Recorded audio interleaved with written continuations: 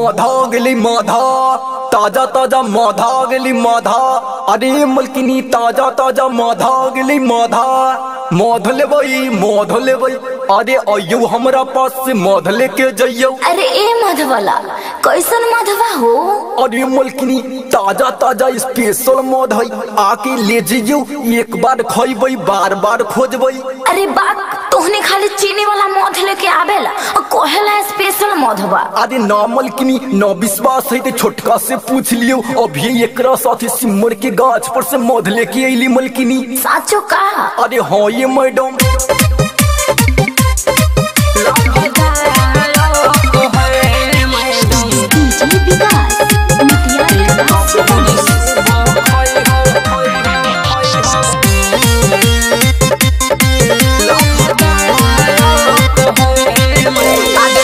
Special है कुछ नहीं फेटल है, कमे बा मैडम भाव।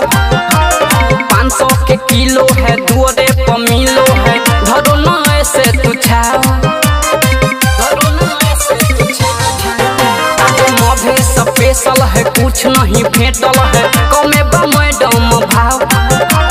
500 के किलो है, दुअरे पर मिलो है। धरो न ऐसे तू छाओ।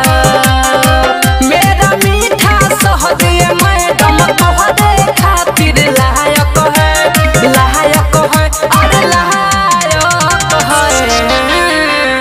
एक बेरी सुबह खई हो, एक बेरी शाम लाभदायक है मैडम। एक बेरी सुबह खई हो, एक बेरी शाम लाभदायक है। खाली हम ये गला फाड़ फाड़ के बेची किते हो कुछ बोलबे रे। हमरा नइखे बेचे आवत हम का करी? बेच साला के हम तो बेच। रुको बेचता नहीं। रहस से भरल छतारा सदार लगतो है, छतारा सदार लगतो है।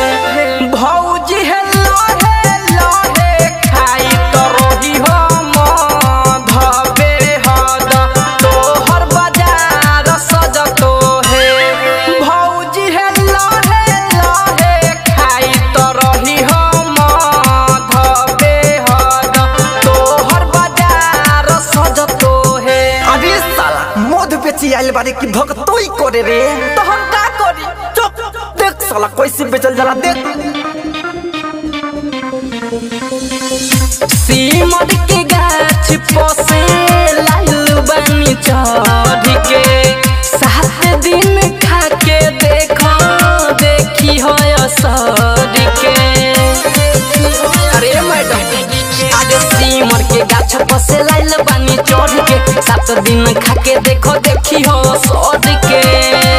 अरे बानी व्यापारी न बुझो या ना दीप नाही कोही की खोला ना हो कहे नहायक है, अरे नहायक है।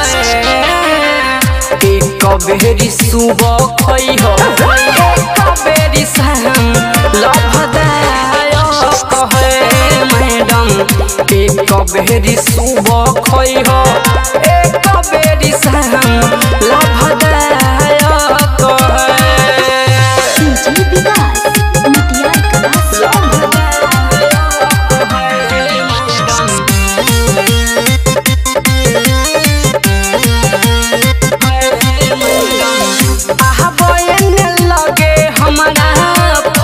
देनी बैठ निकस परे में तौली मुँह जनियो।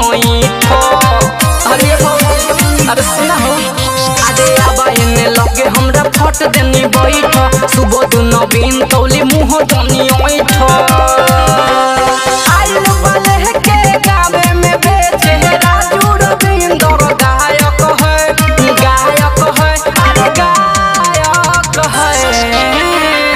एक बेरी सुबह खई हो, एक बेरी शाम लाभदायक है मैडम। एक बेरी सुबह खई हो, एक बेरी शाम लाभदायक है। सहर्ष रिकॉर्डिंग स्टूडियो भूतही चौक सीता।